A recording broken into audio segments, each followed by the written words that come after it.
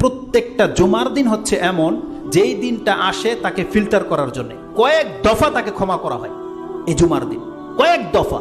এক হলো জুমার সূর্য যখন ডুবে যাবে, বৃহস্পতিবার সন্ধ্যায় যখন জুমার চাঁদ উঠে গেছে, তখনই গত জুমা থেকে এই জুমার পর্যন্ত এক সপ্তাহের পাপকে সমস্ত মুসলিমকে আল্লাহ মাফ করে দিয়েছে। যারা কাবিরা গুনায় লিপ্ত হয়নি, জেনে নেন, যারা কাবিরা গুনায় লিপ্ত হয়নি তাদের সাগিরা গুনাহগুলো আল্লাহ গত রাত্রেই মাফ করে দিয়েছে।